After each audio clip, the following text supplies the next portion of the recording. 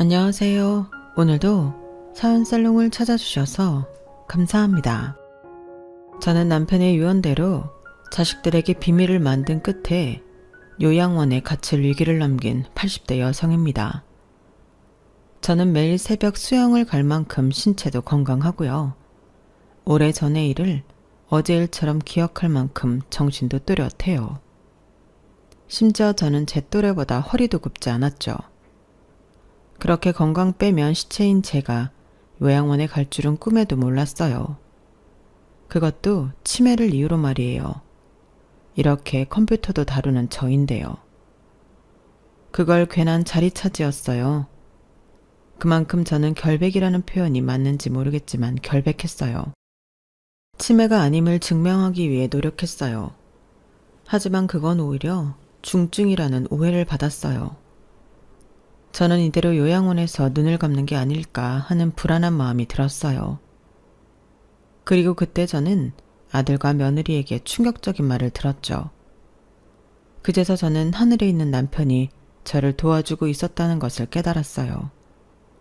남편이 마지막까지 당부했던 말들이 사실이라는 것을 알 수 있었죠. 대체 무슨 이야기인지 궁금하시죠? 지금부터 시작할게요. 저는 처녀 시절 보험회사에 다녔어요. 그때 직장 상사가 제게 꾸준히 선을 보지 않겠냐고 했죠. 계속 거절하다가 지쳐서 받겠다고 했어요. 숙자씨, 정말 후회 안 할 거예요. 그 사람 그렇게 생겨도 땅 부자라니까. 땅 부자고 뭐고 간에 이번에 나가면 다시는 그런 부탁 안 하실 거죠? 안 하지. 오히려 숙자씨가 나한테 고맙다고 할걸? 또 그 소리. 정말 이번이 처음이자 마지막이에요. 저는 지겨운 일을 해치우는 심정으로 선자리에 나갔어요. 유명한 경양식집이었고 상대는 먼저 자리에 앉아 있었어요. 저도 일찍 온 건데 언제부터 기다리신 거예요? 아, 여기가 저희 가게 근처여서요. 일찍 문 닫고 나왔습니다. 저 때문에 그러실 필요 없는데 괜히 죄송하네요. 그러실 필요 없습니다. 식사 안 하셨죠? 여기 아세요? 알긴 알아요. 그럼 제일 유명한 메뉴로 2개 시킬까요? 저희는 그 경양식집에서 가장 유명한 돈가스를 시켜 먹었어요. 그리고 천천히 남자를 살펴보는데 옷도 머리 스타일도 전체적으로 검소해 보이더라고요. 정말 땅 부자로는 안 보였어요. 그런데 땅을 얼마나 가지고 계신 거예요? 네? 아, 저희요? 그거야 셀 수 없을 정도로 많죠. 뭐 찾으시는 땅 있어요? 아니면 빌라나 주택도 있어요. 와, 정말 대단하시네요. 언제 그렇게 모으셨어요? 뭐 이 정도는 기본이죠. 다른 데도 저희 정도는 가지고 있습니다. 그럼 그 땅이나 빌라나 주택 가지고 생활하시는 거예요? 그렇죠. 다른 데도 똑같은데요. 앞으로도 계속 그러실 생각이고요. 네, 나쁜 직업은 아니니까요. 에이, 그게 뭐가 직업이에요. 직업은 그런 게 아니죠. 솔직히 말하면 백수 아니에요? 네? 백수요? 땅 부자가 백수죠. 직업은 아니잖아요. 땅 부자요? 저는 복덕방 하는데요. 네? 아니, 팀장님이 땅 부자라고 해서. 아, 뭐, 땅을 많이 가지고 있긴 합니다. 다만 제 수요가 제 명의가 아닐 뿐이죠. 그런데 선짜리 나와서 상대 직업도 모르고 좀 서운한데요. 저는 오해를 한 것에 대해 연신 사과를 했어요. 그리고 속았다는 생각이 분하더라고요. 사실 선짜리를 주선한 팀장이 저를 놀리는데 선수였거든요. 저는 내일 가만두지 않겠다고 생각했어요. 그리고 선짜리는 망했다고 생각했죠. 그런데 다음 날에 상대가 퇴근 시간에 회사 앞에서 저를 기다리고 있더라고요. 안녕하세요. 무슨 일이에요? 아, 팀장님 찾아오셨어요? 아니요. 같이 저녁 먹자고요. 오늘도 가게 문 일찍 닫고 왔어요. 그렇게 저희는 연애를 하게 되었고 연애 6개월 만에 결혼을 했어요. 결혼을 한 저는 보험회사를 그만뒀어요. 그땐 그럴 때여서 별로 서운하다거나 속상하지 않았어요. 그리고 아이를 가졌죠. 저희 부부가 금슬이 좋아서 사남매나 낳아서 길렀어요. 그러면서 저는 남편의 복덕방에서 일을 돕기도 했어요. 틈틈이 오래 일을 배우기도 했고 제가 일머리가 좀 있거든요. 그래서 나중에는 복덕방 일을 다 꿰뚫고 있었어요. 남편이 외근을 나가 없어도 복덕방이 굴러갈 정도였죠. 그런 저를 시아버지가 무척 예뻐했어요. 아가야, 너는 어쩜 그렇게 말도 잘하고 머리가 좋냐? 하나를 가르치면 열을 안다는 영재가 우리 며느리지 누구냔 말이야. 내가 데리고 같이 일하고 싶구나. 내가 월급 줄 테니 내 복덕방에서 일하지 않으련? 에이, 그래도 제 남편 도와야죠. 말씀만으로도 감사해요. 나는 네가 그래서 더 마음에 든다. 사람이 의리도 있어. 너는 정말이지? 남자로 태어났으면 대통령도 될 인물이다. 아니지.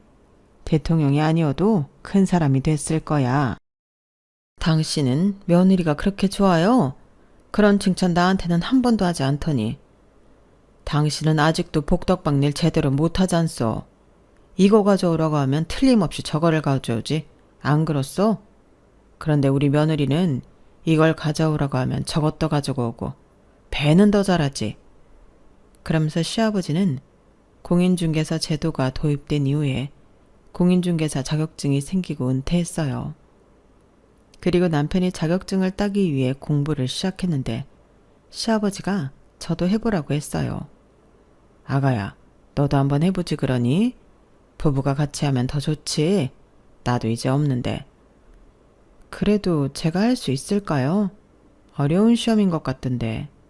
더군다나 지금 막내가 고등학교 1학년이라 손이 많이 가서요. 너는 분명히 반드시 붙는다. 이 시아비가 장담하마. 애들 걱정이면 그래. 우리 막내 손녀가 고등학교 졸업하면 그때 도전해보거라. 그때 해도 안 늦는다. 저는 시아버지와 그렇게 하기로 약속을 하고 일단 막내가 좋은 대학에 입학하는 데 노력을 했어요. 솔직히 제가 하는 건 별로 없죠. 공부는 막내가 하는 거니까요. 하지만 저에게는 좋은 식사를 챙겨주고 같이 밤을 새면서 응원을 해야 할 의무가 있었어요. 엄마니까요. 그리고 첫째부터 셋째까지 대학을 보낼 때 늘 해왔던 루틴인데 막내만 뺄 순 없었어요.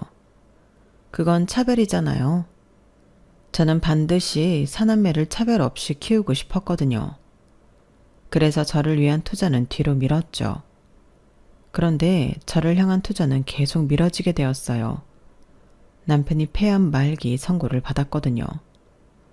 남편은 상태가 너무 심각해 입원을 해야 했어요. 남편이 없는 복덕방은 더 이상 운영할 수 없었죠. 제가 자격증이 있었더라면 끝까지 어떻게든 버티고 있었을 텐데 그게 아니었잖아요. 그리고 생활이 어려워진 저희 식구들은 집을 빼고 시아버지의 건물 가장 아래에서 생활해야 했어요. 반지하였어요. 하지만 그땐 그것도 감지덕지였어요. 그리고 시아버지에게 경제적으로 도움을 받아야 했어요. 제가 식당에서 아르바이트하는 것으로 생활이 안 됐거든요. 그렇다고 이제 막 자리 잡은 애들에게 돈을 부탁할 수도 없었어요. 부모가 그렇잖아요. 어떻게 자식들한테 손을 벌리겠어요. 그리고 저는 식당에 출근하기 전과 퇴근을 하고 나서 매일 남편에게 가 남편을 보살폈어요. 시어머니는 매일같이 절에 가서 기도를 하고 시아버지도 제가 식당에서 일을 하는 시간에 남편을 찾아와 남편을 보살폈어요. 모두 남편이 회복하기를 바랐죠. 하지만 남편은 끝내 일어나지 못했어요. 투병한 지 2년이 되던 해에 하늘나라에 갔어요. 남편이 하늘나라에 간 뒤에 저는 절망했어요. 제 인생에서 사별이라는 게 있을 줄은 단 한순간도 상상하지 못했거든요. 꿈에도 몰랐거든요. 저는 이제 앞으로 어떻게 살아야 할지 도무지 가늠이 가지 않았어요. 그래도 다행인 게 간호사가 된 첫째가 이미 같은 병원 원무과에 있는 남자와 결혼을 했고 둘째도 마찬가지로 결혼을 해 남편과 리모델링 업체를 하고 있었어요. 저의 손을 완벽하게 떠나 각자의 가정에 최선을 다하고 있었죠. 그래서 다행이었어요. 그런데 문제는 셋째와 넷째였어요. 그 애들의 대학 등록금이 문제였어요. 정말 걱정이야. 그렇다고 애들 보고 휴학해서 등록금 벌어 알아서 다니라고 할 수도 없고, 자퇴를 하라고는 더더욱 할 수 없고, 그렇다고 내가 벌어서 둘 다 보내기엔 무리인데. 제가 방에서 친구와 전화를 하며 고민을 털어놓고 있었어요. 그런데 그걸 아들과 막내딸이 들었나 봐요. 제가 전화를 끊고 거실로 나오자 밥상을 차려놓고 기다리고 있더라고요. 어머, 너희들이 한 거야? 고마워. 얼른 먹자. 엄마가 늦게 나왔지? 미안해. 우리 아들은 휴가 나왔는데 엄마 식당 가느라 얼굴도 많이 못 봤네. 밥도 제대로 못 차려주고. 오히려 엄마가 밥상을 받을 줄은 몰랐네. 엄마가 미안해. 아니에요, 엄마. 나 생각해봤는데 말뚝 박으려고요. 말뚝 박는다니? 군인이 되겠다고? 네. 생각해보니까 제대해서 대학 졸업할 때까지 엄마한테 손 벌릴 수도 없고, 그렇다고 지금 상황에서 제대하고 취업하기엔 누가 써주겠어요? 공장이나 다니겠죠. 그건 내가 싫으니까요. 그런데 지금 부사관 자리가 있어? 안 그래도 저한테 제의가 들어와서 고민 중이었어요. 될지 안 될지는 모르지만 도전해보려고요. 마음이 섰어요. 네가 그렇게 하겠다면 어쩔 수 없지만 괜찮겠어? 네, 괜찮아요. 이렇게라도 먹고 살 수 있는 게 어디예요. 아들이 그렇게 말하는데 저는 제 고민을 아들이나 막내딸에게 완전히 들켜버렸다는 걸 알았어요. 그래서 정말 아들에게 미안했어요. 복귀하는 날까지 미안해서 얼굴도 제대로 못 봤어요. 그리고 막내딸은 그날 이후로 죽어라 공부만 하더라고요. 코피를 흘리는 게 보통 일이었어요. 그러더니 졸업할 때까지 전액 장학금을 받고 다녔어요. 정말 엄마로서 미안하면서 고마웠어요. 대견했어요. 그리고 그때까지는 제가 자식 농사를 잘 지었다고 생각했어요. 시작은 첫째의 이혼이었어요. 이혼 사유는 믿었던 사위의 외도였어요. 제가 충격을 받은 만큼 딸도 큰 충격을 받아 저희 집으로 왔어요. 어떻게 내 동료랑 바람을 피울 수 있냐고요. 엄마, 나는 이제 그 어떤 누구도 믿을 수가 없어요. 그러니까 어떻게 그런 일이 있을 수 있니? 사과는 했어? 아니, 정말 바람 피운 게 맞대? 네가 오해한 걸 수도 있잖아. 오해요? 마감한 병원에서 둘이 지지고 볶는 거 내가 다 봤는데 그게 어떻게 오해예요? 내가 그때 지갑을 놓고 가길 천만 다행이지. 시인했니? 이혼은 하겠대? 소송할 거예요. 아주 빈털터리로 만들 거예요. 어차피 귀책 사유는 그 인간한테 있어요. 애들도 내가 다 데려와야 하는 마당에 전 재산 다 달라고 할 거예요. 첫째는 정말 이혼 소송을 했어요. 그리고 다행스럽게도 원하는 만큼의 돈을 얻었죠. 위자료와 양육비를 넉넉하게 받았어요. 그리고 살던 집도 첫째의 명의가 되었죠.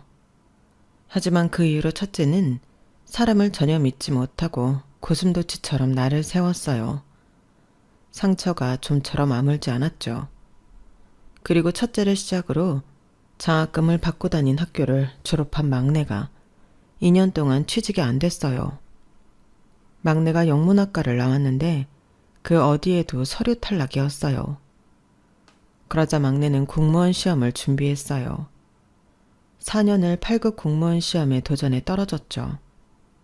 그리고 군무원 시험을 준비했는데 2년 걸리더라고요. 그러니까 총 8년을 백수로 지냈어요. 흔한 아르바이트도 하지 않았죠. 그건 제 탓이기도 해요. 공부만 해도 모자라니 일하지 말라고 했거든요. 그리고 제가 용돈을 줬어요. 물론 그것도 힘들었지만 시켜주지만 않을 뿐 제가 다 해준 것도 힘들었고 계속 시험에서 떨어지다 보니 막내의 히스테리가 엄청났어요. 솔직히 내쫓고 싶기도 했고 제가 나가고 싶기도 했어요. 그래도 결국에 붙었으니 다행이라고 해야 할까요? 그리고 둘째가 난임 판정을 받았어요. 여보세요? 웬일이야? 엄마, 저 오늘 산부인과 갔다 왔어요. 너 설마. 아니요. 그런 일이 있었으면 좋았겠지만 그런 게 아니라 저 난임이래요. 뭐 난임? 노산이 아니라 난임이라고? 노산도 노산인데 난임이래요. 검사해봤는데 배란 장애 때문이래요. 그래서 결혼 생활 한 6년 동안 자연적으로 애가 안 생긴 거였어요. 산부인과 의사한테 엄청 혼났어요. 왜 일찍 병원에 안 왔냐고. 너를 왜 혼내? 그런 걸 어떻게 알고 병원에 가니? 넌 아무 문제 없다. 무슨 문제가 없어요. 나 때문인데. 나 때문에 애가 안 생긴 거였는데. 강서방 문제일 수도 있잖아. 강서방은 아무 문제 없대? 검사해봤어. 아니 일단 그게 누구 문제인지 따져야 하는 게 아니잖아. 해결할 수 있대? 해결할 수 있으면 됐지. 인공수정밖에 방법이 없대요. 그리고 강서방은 아무 문제 없어요. 검사해봤고 내 문제예요. 엄마가 미안하다. 내가 널 가질 때 뭘 안 먹었어. 입덧이 너무 심해서 뭘 먹질 못했다. 그래서 그런 것 같구나. 미안하다. 엄마가 다 미안해. 그렇게 저희 모녀는 울면서 전화를 끊었어요. 그리고 저희 둘째 딸은 인공수정도 잘 되지 않아 지금까지 단 둘이 살고 있어요. 그럼 아들에게 무슨 일이 있었는지 궁금하시죠? 저희 아들은 의젓한 군인이 되어서 타지 생활을 했어요. 그러다 좋은 짝을 만나 27, 어린 나이에 결혼을 했어요. 저는 안 말렸는데 누나들의 동생의 결혼을 말렸죠. 너는 지금 군생활 몇 년이나 했다고 결혼을 해. 돈은 얼마나 모았는데? 그래, 너 결혼이 다 돈인 건 알고 있어? 게다가 6살이나 어린 여자면 21살? 너 사고 친 거야? 그래서 결혼하는 거야? 아니야, 사고 친 거 아니야. 그냥 내가 이런 사람은 다시는 만나지 못할 것 같아서 그런 거야. 영화 봤니? 그건 영화에서 쳐야 하는 대사고 결혼은 현실이라니까. 어디서 만났는데? 너 거기로 정근 간 지 몇 달 안 됐잖아. 인터넷 채팅으로 만났어. 21살이지만 성숙한 친구야. 내가 여기저기 이동하는 것도 충분히 알고 이해하는 애라고. 그러니까 어리다고 너무 막 생각하지 마. 인터넷 채팅? 너 장난해? 결혼이 무슨 소꿉놀이인 줄 알아? 하지만 아들은 6살 어린 여자와 결혼을 했어요. 그리고 우려와 달리 아들 둘을 낳고 잘 살고 있죠. 아니, 잘 살고 있는 줄 알았죠. 그런데 어느 날 막내딸이 전화가 온 거예요. 엄마, 잘 지내요? 자주 전화해야 하는데 전군 가고 바빠서 전화를 자주 못했네. 잘 지내니까 걱정 마. 무슨 일이야? 아, 별건 아니고 내가 지금 오빠랑 같은 부대에서 근무하고 있는 거 알죠? 그럼 알지. 가끔 봐. 너무 바빠서 자주는 못 보지? 가끔 봐요. 가끔 가서 저녁도 먹고 그래요. 그런데 내가 전화를 한 건 오빠가 있잖아요. 네 오빠가 왜? 또 정근을 간다네요? 여기 온 지 2년밖에 안 됐는데. 근데 사실 군인이 정근을 자주 가긴 하지만 너무 자주 가는 건 문제가 있다는 거거든요. 네 오빠한테? 무슨 문제? 들어보니까 오빠가 부대마다 적응을 못하는 것 같더라고요. 저 지금 여기서 오빠가 친오빠라는 거 이야기도 못하겠어요. 오빠 이야기 나오면 다들 비웃고 욕하고. 어떤 점에서? 어떻게 했길래 그러는데? 뭐 하는 이야기는 일도 제대로 안 하면서 상사들 뒷공무니만 쫓아다닌다고 하더라고요. 진급하려고 생쇼를 다 하는데 상사들이 단물만 빼먹고 진급은 안 시켜주고. 그러다 보니 적응도 못하고 하니까 정근 보내고. 사실 오빠 근무하는 동안 얼마나 자주 정근 갔어요. 원래 그렇게 안 보내요. 진급이 어려운 부서라서 그런 거 아니야? 네 오빠가 그러던데? 그런 게 어딨어요? 잘하면 다 진급시켜주지. 이번에도 진급 못하는 것 같던데 계속 이런 식이면 제대해야 할걸요? 근데 오빠 고졸인데 어디에 취직하겠어요? 공장이나 다니겠지. 너는 무슨 네 오빠한테 그런 말을 해. 나도 속상해서 그래요. 그리고 아들은 정말 몇 달 뒤에 정근을 갔어요. 그렇게 20년 동안 아들은 7번이나 거처를 옮겼죠. 그리고 그동안 자가는 없었어요. 저는 딸들도 그렇지만 아들이 안쓰러웠어요. 그래서 아들이 정년퇴직에 얼마 남지 않았을 때 전화를 했죠. 아들아, 지금 바쁘니? 아니요, 무슨 일 있어요? 별건 아니고, 너 올해 정년퇴직한다며. 어디에 정착할 생각이니? 뭐, 와이프 고향으로 갈까 생각 중이에요. 거기에 가면 집 구할 수 있어? 자가로 말이야. 아, 그건 아니죠. 퇴직금이 얼마나 된다고 집을 사요. 요새 집값이 한두 푼도 아니고. 그럼 여기로 와라. 내가 지금 사는 집 주마. 평수가 좁진 않겠지? 34평 정도면. 네? 아니, 그래도 괜찮아요. 엄마가 가진 전 재산이잖아요. 네가 군대 생활 20년 하면서 여기저기 돌아다니며 고생 많았잖니. 내가 너한테 주는 제대 선물이다. 34평도 괜찮지? 아, 34평이든 뭐든 감사하죠. 정말이죠. 엄마, 누나들이 뭐라고 해도 나 주는 거죠? 아들이 제 선물을 무척이나 좋아했어요. 그렇게 저는 아들 부부가 귀향할 것을 기다렸죠. 그런데 아들 부부가 이사 날짜보다 앞선 날짜에 집에 왔어요.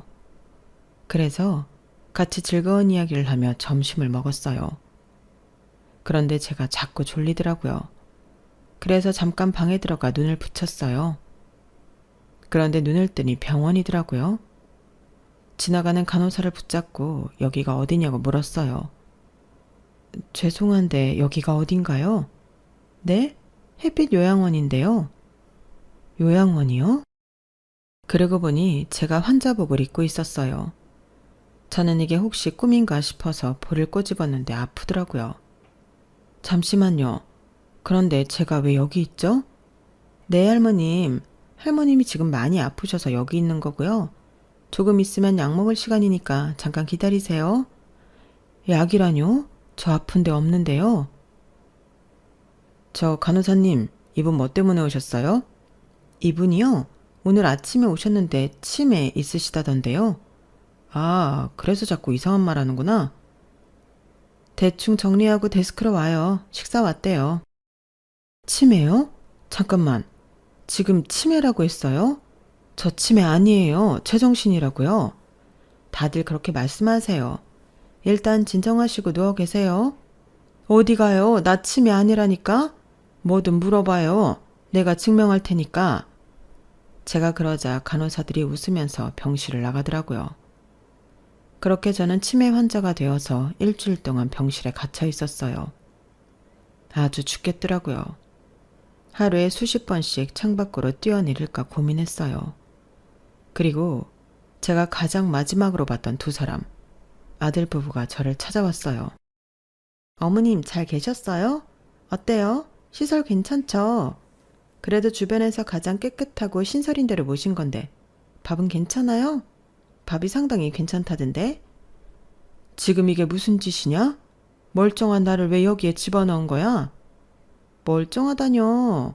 80 넘었으면 다 이런 데 오는 거죠 뭐. 밖이 얼마나 위험하다고요. 여기 필요한 거 좀 챙겨왔어요. 더 필요한 거 있으면 말씀하시고요. 네가 이러고도 내 아들이냐? 내 며느리야? 내가 어떻게 치매야? 나 아직도 네 주민등록번호 외우고 있다. 이런 내가 어떻게 치매냐고. 도대체 무슨 속셈이야? 무슨 속셈은요. 34평이잖아요. 그 집에 말이에요. 34평이라 엄마 모시고 살기엔 좁잖아. 그렇다고 엄마를 내쫓아? 그럴 순 없지. 그래서 이렇게 한 거예요. 엄마도 좋고 우리도 좋으려고. 어차피 엄마 지금보다 더 늙으면 여기 들어와야 돼. 좀 일찍 들어왔다고 생각해요. 뭐? 어떻게 엄마한테 그런 말을 하니? 엄마, 생각해봐요. 엄마가 이제껏 나한테 준 게 그 집밖에 없는데 줄 거면 제대로 줘야지. 엄마, 그 집에서 나갈 생각이었어? 아니었잖아. 같이 살 생각이었잖아. 내가 어리면 몰라도 다 컸는데 내가 왜 엄마랑 같이 살아요? 아가야, 너도 그렇게 생각하니? 너도 그렇게 생각해서 이 어처구니 없는 계획에 동참한 거야? 말을 해봐라, 말을. 괜히 엄한 사람 붙잡지 말아요. 그런다고 안 바뀌니까. 누나들이랑 동생한테도 엄마 치매 걸린 것 같다고 다 말해놨어요. 그러니까 괜히 전화하지 말고. 그리고 아들에게 전화가 와서 아들이 잠깐 병실을 나갔어요. 저는 화를 주체하지 못해 격한 숨을 쉬고 있었어요. 그러자 며느리가 창문을 열더라고요. 너무 나쁘게 생각하지는 마세요. 남편 말대로 어차피 나이 들면 들어가는 데니까. 뭐라고? 그리고 어머님 돌아가시면 어머님이 딱 하나 가진 그 집 저희한테 오는 거잖아요. 그거 미리 주셨다고 생각하세요. 그럼 좀 덜 억울하겠죠? 너 지금 네가 무슨 소리 하는지 알고 하는 거니? 알죠 그럼. 다 생각하고 말하는 거예요. 그리고 어머님, 저런 아들 제가 데리고 사는데 이 정도는 받을 수 있잖아요. 저런 아들이라니. 저 사람 진급 못해서 어거지로 잘리듯 제대했어요. 그 덕분에 여기저기 끌려다녔고요. 이사는 이제 정말 지긋지긋해요. 그동안 제가 잃어버린 명품만 몇 가지인지 아세요? 상상도 못할 거예요. 내가 우리 아들이랑 결혼하라고 했니? 네가 결정한 거잖아. 그런데 왜 나한테 뒤집어 씌우니? 정말 그렇게 생각하세요? 그래요. 물론 21살에 아무것도 몰라서 저 사람과 결혼한 제 잘못도 있죠. 하지만 저렇게 키운 사람은 어머님이잖아요? 뚫리님이라고 막말하는구나. 네, 어차피 다시는 안 찾아올 건데 뭐 어때요? 그리고 어머님 정말 아직 건강하던데요? 수면제 반알로 기피도 잠들더라고요. 약발 잘 받네요. 그 덕에 일이 쉬웠어요. 네가 나한테. 그러니까 애초에 나가지 그랬어요. 제가 무슨 죄를 지어서 이 나이에 시댁살이를 해요. 그때 한 간호사가 들어왔어요. 그 간호사를 보더니 며느리가 반갑게 부르더라고요. 그러면서 음료 박스를 건넸어요. 그때 여자의 촉이 발동했어요.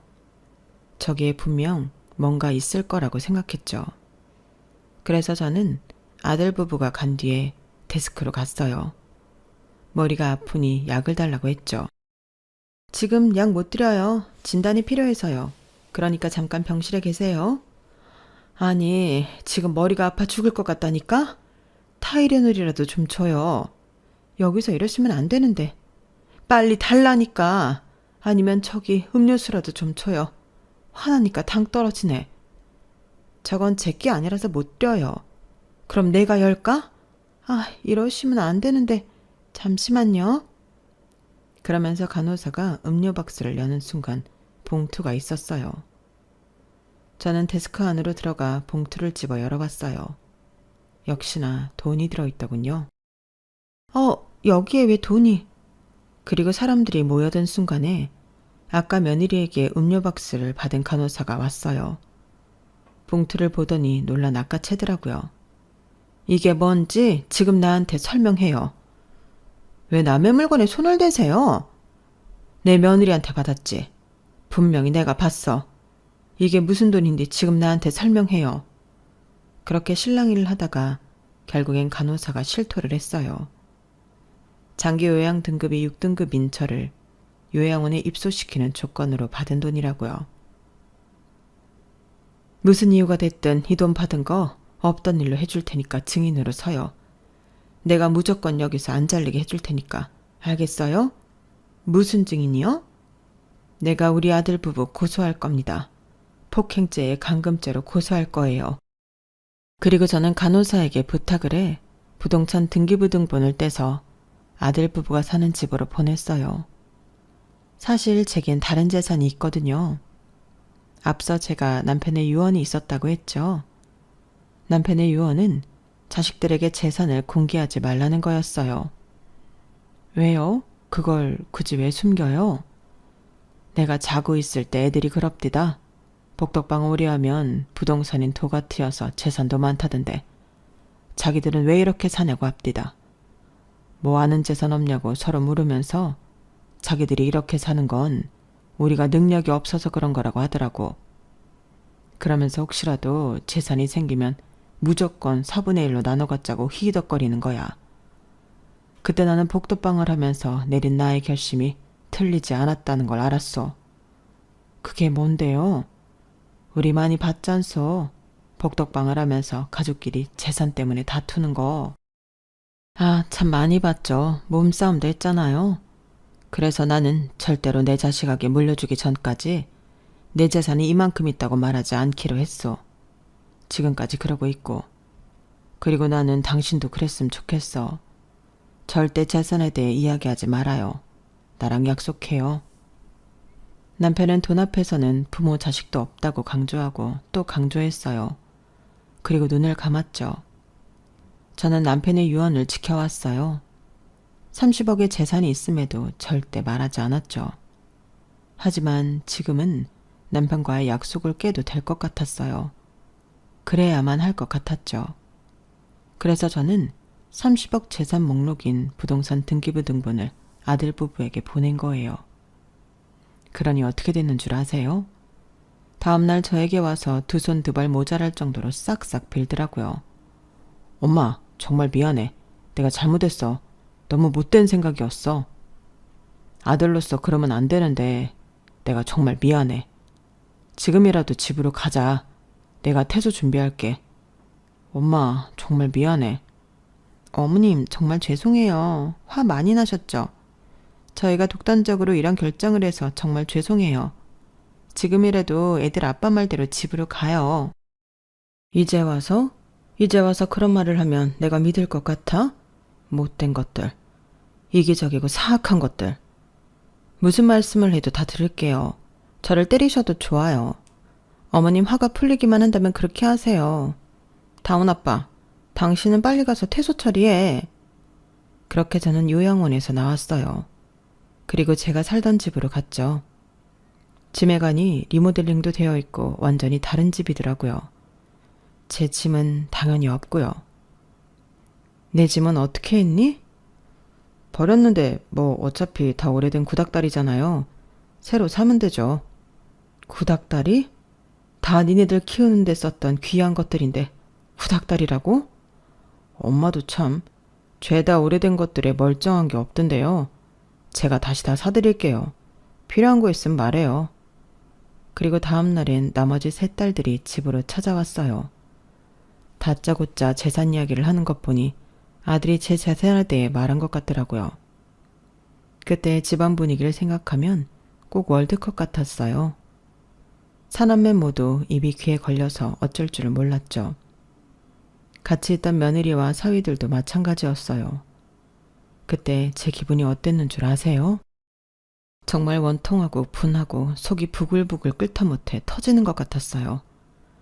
그리고 둘째 사위가 그런 말을 하더라고요. 그 말이 시한폭탄이었어요. 그런데 어머님은 앞으로 여기서 사는 거예요?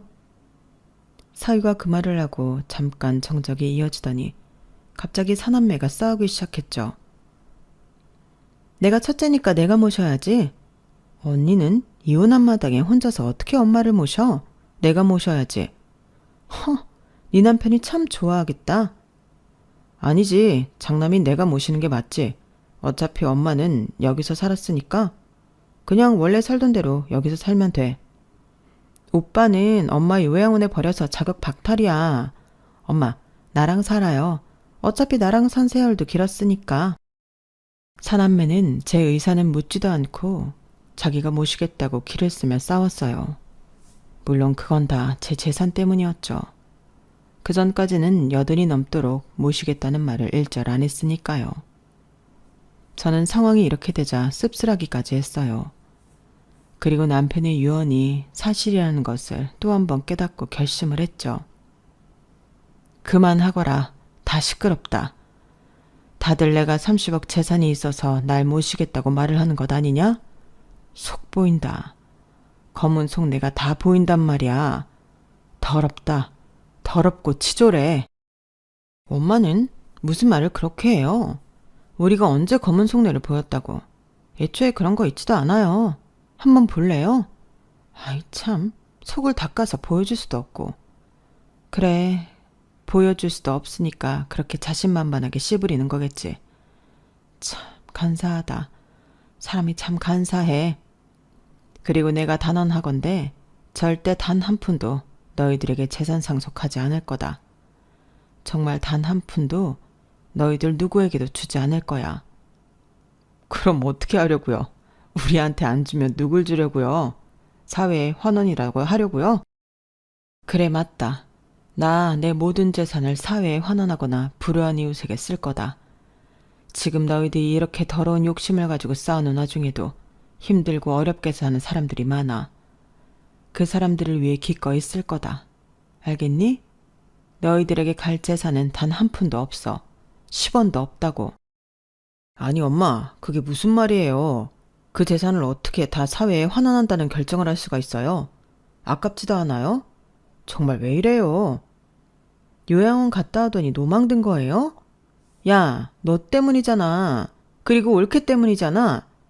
너희들이 엄마를 요양원에 보내서 이러는 거 아니야. 그것도 강제로. 그게 자식이 할 짓이야? 너희는 재산 상속 받을 생각도 하지 마. 너희는 그럴 자격도 없어. 아, 그건 저희가 사과드린다니까요. 아니, 형님도 입장 바꿔서 생각해 보세요. 어떻게 이 나이 먹고 시댁살이를 해요. 어차피 어머님도 연로해서 요양원 갔어야 했어요. 미리 좋은데 자리 날 때 보내드린 거죠. 어디서 구렁이처럼 넘어가려고. 이제 와서 그런 말 해봤자 달라지는 건 없어. 사남매와 며느리의 사이들은 제 결정을 진지하게 받아들이지 않았어요. 그래서 제가 화가 나서 밥상을 엎었어요. 아주 늙고 힘없다고 내 말을 네 집 개소리로 생각하는구나. 그래, 내가 보여주마. 내 결정이 견고하다는 걸 보여주마. 제가 그러자 모두 두 손을 싹싹 빌었어요. 손에서 냄새가 날 정도로 빌었죠. 그러면서 각자 자기가 더 불쌍하게 컸다는 거예요. 저는 최선을 다해 애들을 부족함 없이 키웠는데 그런 소리를 들으니 또 슬퍼지더라고요. 그런데 그 와중에 며느리가 저를 의심하더군요. 그런데 정말 그 30억 어머니 재산 맞아요? 남의 재산 가지고 저희 놀리는 거 아니에요? 뭐? 사실 그렇잖아요. 그런데 왜 이제껏 말 안 하다가 이제 와서 말해요? 저희 모두 다 살면서 한 번씩 힘들었는데 그때 경제적으로 도움 준 적도 없잖아요. 이 서류 다 거짓말이죠? 저는 기가 막혔어요. 그런데 나머지 식구들이 며느리 말을 믿으며 저를 의심하더라고요. 저에게 증거를 대보라고 했어요. 살던 아파트와 여기 목록에 있는 아파트는 네 아버지가 나한테 유산으로 남긴 거다. 세 채 합쳐서 10억쯤 되겠네. 그중 한 곳은 앞으로 재개발된다고 하더구나. 나머지도 어떻게 될 줄 모르지. 그리고 이 숙박업소는 5층짜리 건물이고 25억쯤 한다. 이건 네 할아버지 유산으로 내가 투자한 거야. 한 10억 정도 이득 봤지. 너희들 기를 때는 이 정도 돈은 없었다. 이 정도 설명이면 됐니? 그리고 이 서류가 증거인데 대체 무슨 증거가 필요하다는 거니? 그럼 엄마가 노인연금으로만은 생활한 게 아니라는 거예요? 그렇지. 월세도 받고 숙박업소 운영해서 번 돈도 있고. 어떻게 우리를 속일 수가 있어요? 전 그것도 모르고 이제껏 엄마 용돈 드렸잖아요. 내가 받았어야 했는데. 용돈? 명절이랑 어버이날에만 주던 용돈 말하는 거냐? 물론 주는 것 자체가 고맙지만 내 생활에 큰 도움은 안 됐다. 그리고 너희에게 경제적으로 지원하지 않은 건 너희 아버지의 마지막 유언이야. 너희 아버지는 언제나 너희들이 독립적으로 크길 바랐다. 그래서 나에게 절대 재산을 공개하지 말라고 그랬어. 죽는 날까지도 그 말을 했다. 아버지가 그랬다고요? 참, 아버지도 너무하네. 자식들한테 이렇게 인색해도 되는 거예요? 안 그래 언니? 야, 너 멍청이야? 그런 말을 이제 와서 하면 뭐해? 이미 지나간 일이야. 엄마, 얘가 하는 이야기는 그냥 듣고 흘려요. 저희는, 적어도 나는 절대 엄마의 선택이 틀렸다고 생각하지 않아요. 아버지의 유언도 일리가 있다고 생각하고요. 우리 엄마 아버지 누구보다 현명한 사람이니까 다 이해해요. 그러니까 사회에 환원한다, 기부하겠다 그런 말도 안 되는 소리는 하지 마세요. 아시겠죠? 이제 자식들은 거의 저를 협박하더군요. 그래서 저는 자식들과 며느리 사위들에게 아들 부부를 고소하겠다고 했어요. 네? 저희를 고소해요? 그래, 너희들을 폭행죄와 감금죄로 고소할 거다. 저희가 언제 어머님을 폭행하고 감금했다고 그래요? 그런 증거가 어딨어요? 폭행이 무조건 때리고 맞아야만 폭행인 줄 아니? 너희들이 고의적으로 악의적으로 나에게 그렇게 한 것도 폭행이다. 그리고 너희가 나를 가둬야만 감금이냐? 너희들이 계획적으로 요양원에 넣은 것도 감금이지. 내가 다 물어봤다. 너희들 충분히 고소할 수 있다더라. 그리고 증거? 증거는 없어도 증인은 있고, 그리고 없다면 증거야 너희들이 그랬던 것처럼 만들면 돼. 내가 그것도 못하겠니? 그러자 아들 부부가 눈물을 흘리며 제 앞에서 무릎을 꿇고 싹싹 빌었어요. 엄마, 잘못했어요. 다시는 그런 일 없는 거예요. 제발 한 번만 봐주세요. 제가 감옥 가면 우리 애들한테 뭐가 돼요? 한 번만 봐주세요. 제가 정말 죄송해요. 어머님, 그런 생각하지 마세요. 저희가 정말 잘못했어요. 애들 아빠 말대로 저희가 감옥 가면 애들 볼 면이 안 서요. 어머님도 엄마시니까 아시잖아요. 그래, 나도 엄마니까 안다. 얼마나 쪽팔리겠니? 아마 너희들 감옥 가면 애들 혼삿길도 막힐 거다. 그러니까요. 엄마가 애들 얼마나 아껴요. 그렇게 둘 순 없잖아요. 그러니까 고소는 하지 말아주세요. 아니, 그럴 순 없다. 나도 자식이고 부모기 때문에 도저히 너희들의 악행을 참을 수가 없어. 벌 받아야 한다. 벌 받아 마땅해. 그리고 저는 정말 아들 부부를 고소했어요. 재판을 했죠. 저의 요구로 국민참여재판으로 진행되었어요.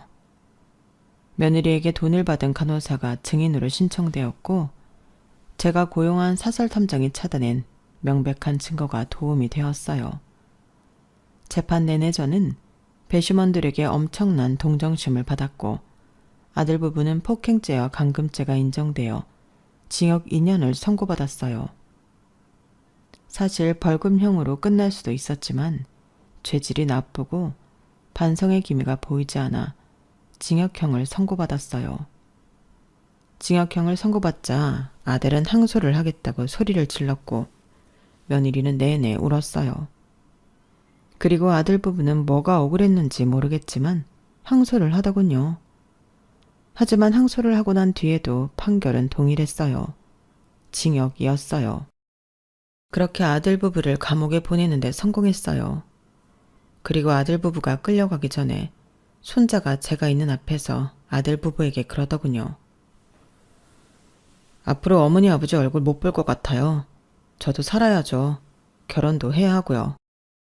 감옥살이한 부모를 두느니 차라리 구하라고 할래요. 그럼 이제 앞으로 저한테 연락하지 마세요. 찾아오지도 말고요. 아니, 어떻게 부모한테 그런 말을 하니? 내가 너를 그렇게 키웠어? 아버지가 그런 말 하면 안 되죠. 할머니를 강제로 요양원에 가둔 주제에 그런 말을. 그것도 할머니 앞에서 하면 안 되죠. 염치도 없네요. 부디 감옥에서 진정으로 뉘우치길 바라요. 그리고 할머니, 제가 대신 죄송합니다. 앞으로 찾아뵐 일은 없겠지만 건강하세요. 손자가 자리를 떠나고 아들 부부는 허망한 표정을 한 채로 감옥으로 끌려갔어요. 재판을 마치고 큰딸의 차를 타고 집으로 갔어요. 아들의 명의에서 제 명의로 옮긴 되찾은 저의 집으로요. 그리고 나머지 자식들도 모두 저희 집으로 모였죠. 분위기는 조금 먹먹했어요. 다들 쉽게 말을 꺼내지 못했는데 막내딸이 입을 열었어요. 그럼 정말 오빠는 빨간 줄 그이는 거야?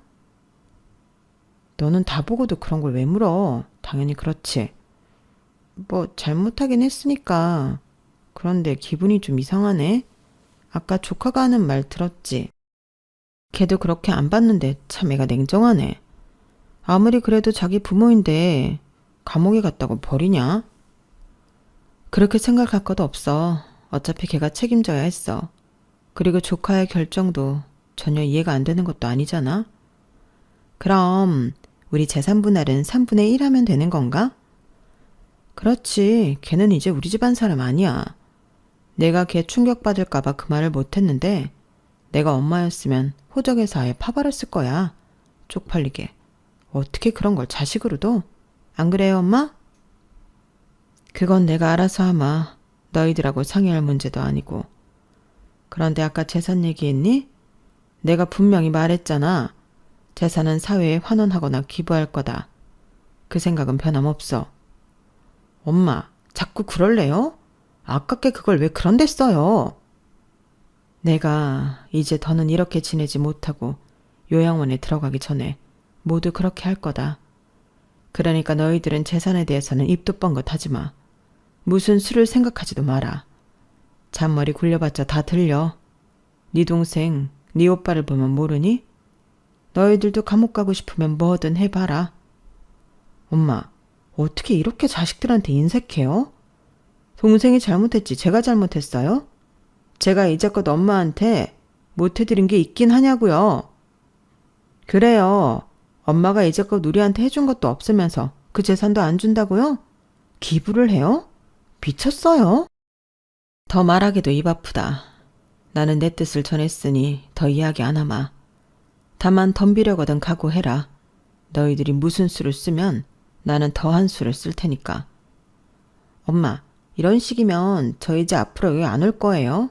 엄마 쳐다도 안 볼 거라고요. 맞아요. 저 앞으로 이 집 방향으로 눕지도 않을 거예요. 그래, 그렇게 해라. 나도 이런 자식들이면 다 필요 없다. 차라리 고독사를 하는 게 낫겠다. 그게 내 마음이 편하겠어. 제가 그렇게 말하자 딸들은 모두 저희 집을 나갔어요. 그리고 정말 다시는 저를 찾아오지 않았죠. 저는 외톨이가 되었어요. 하지만 그만큼 걱정이 없었죠. 제가 뭐 가족이 아니면 입에 거미줄 치고 살까봐요. 저 지인이며 아직 살아있는 친구들 많아요.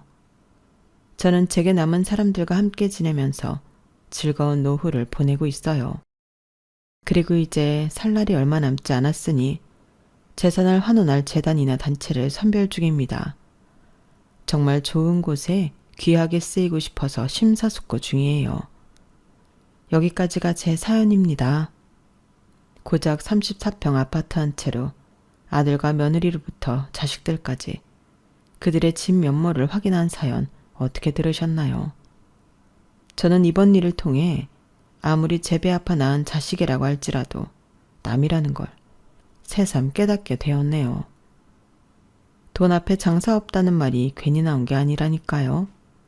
그러니 여러분들도 누구든 돈 앞에서 조심하시고 또 조심하시길 바랍니다.